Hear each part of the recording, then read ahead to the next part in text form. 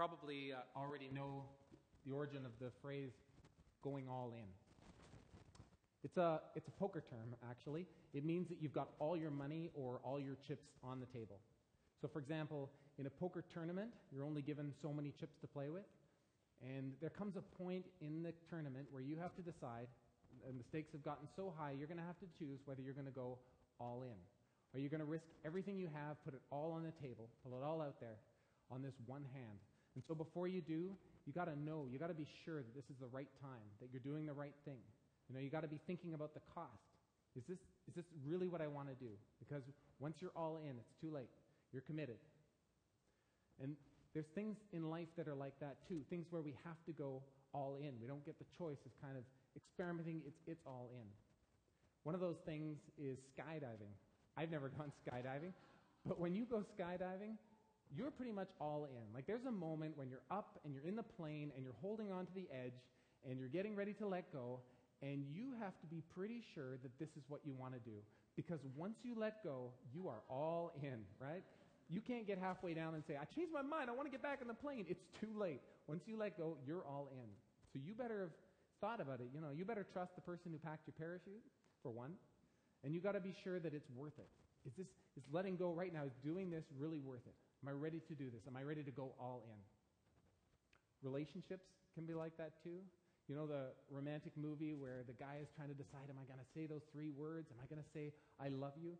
Because he knows once he says it, you know, he's all in. That's it. You can't take that back. You know, once you've said, I love you, if she says back to you, thanks, it's over. You've done it. You've blown it. It's finished.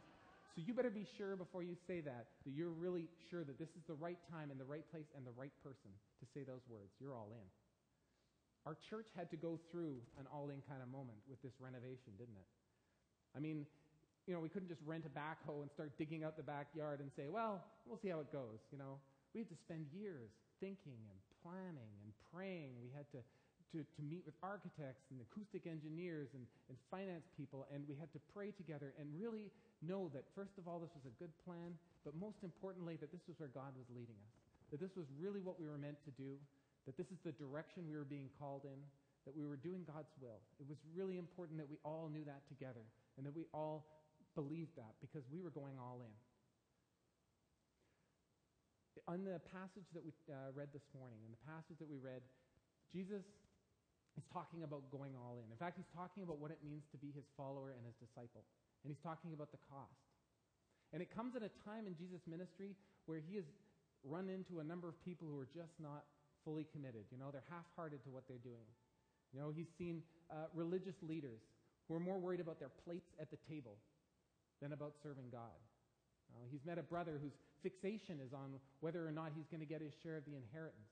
And now he's got this crowd following behind him.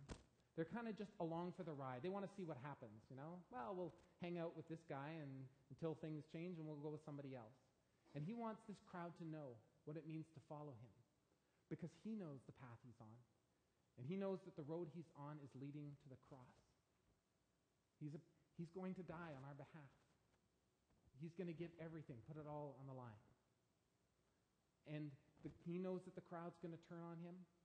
And he knows that his friends are going to betray him and to deny him. And so he sees this crowd behind him and he wants them to know what they're getting in for.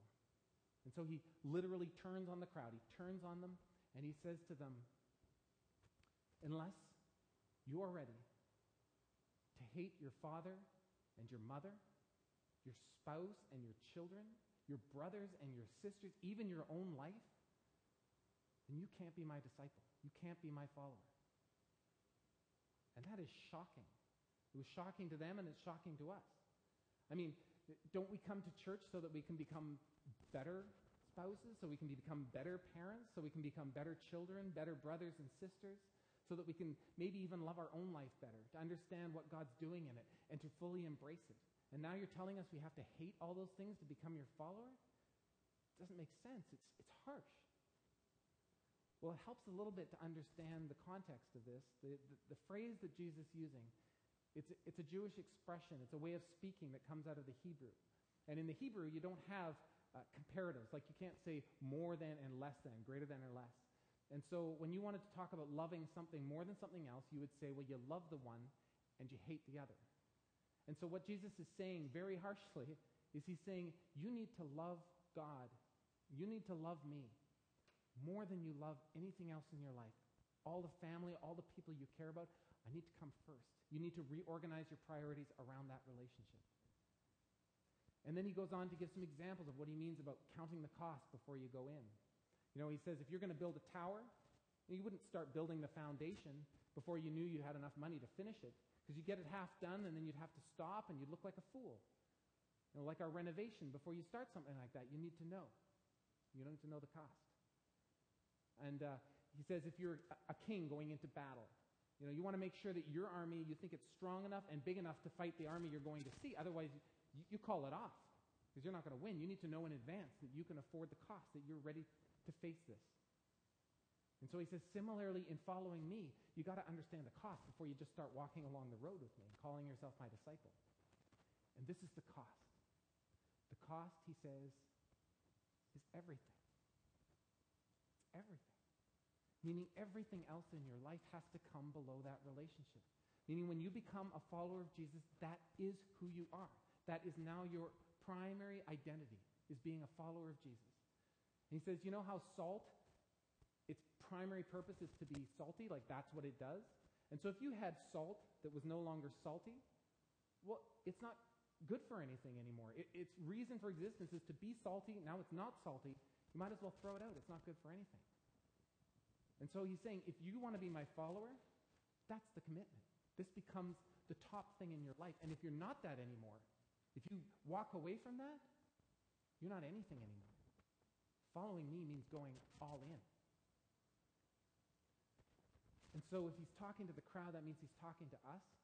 And so we have to ask ourselves, like they probably did, well, what does that mean? Exactly. Like, how does that look? What does it mean to love God more than my family and the people I care most about and all my possessions and everything else that I am? What does that look like? Well, I can tell you that you've already seen it. In fact, you see it here all the time, here in our congregation. You saw it when a mom gave up 2 weeks that she could have spent with her daughters, that she could have spent with them and family time. She gave that up because she felt that God was calling her to spend time in Haiti on a mission trip. It looks like that mom. It also looks like her daughters, supporting her and encouraging her to go. It looks like a couple who could have spent the money on each other, buying each other gifts, or going on a trip together, instead investing in what was going on in the church. So excited about what God was doing that they were willing to take that money that they could have spent on each other and instead invested it in what God was doing in the church through the renovation, through opening the doors. Looks like that. Looks like a teenage girl who could have spent her sweet 16 party, celebrating with all her best friends or just having a quiet time with her parents and her family, instead choosing to give that up so that she could host a concert to raise money for a school in Nicaragua and so that her friends could hear the good news of Jesus.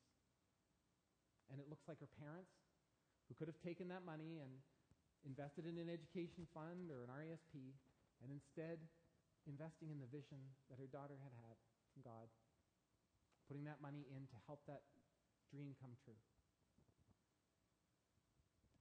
And a person from the outside might say, that's crazy. Why would you go all in? Well, just walk away. Why would you bother doing that? Why would you put everything on the table and go for it? And it's the same reason that anybody ever goes all in. Because they believe that what's on the other side of that decision is worth it. They believe that the life is waiting on the other side is worth putting everything in for. A person who puts God in their life believes that they are going to find their truest, deepest reason for being in serving God, in worshiping Him, in praising Him, in serving and loving Him by serving and loving each other. I have a secret for you this morning. The thing is that you and me and everyone here and everyone who's not here, everyone who was ever created was created for one reason and one reason alone. The reason God created us was to be salt be his follower. That's why we were put here. We were put here to serve him and to love him and to worship him and to serve him by serving each other. That's why we were created. We were put here to worship him and to praise him. Like salt was created to be salty, we were put here to be followers. And so the truth is, when you go all in, when you put everything into your relationship with God, when you reorganize everything else around that relationship with God, you are being who you were created to be. So, that's what I want you to do, all of us. We know the cost. I want us to take our lives and give them to the one who created us. To put God first in our lives by loving him and serving him, by teaching about him, sharing our faith, growing our children in that faith, by being the flavor that God created us to be to the earth, by being salt. So, I want you to count the cost, and then I want you to go all in, to live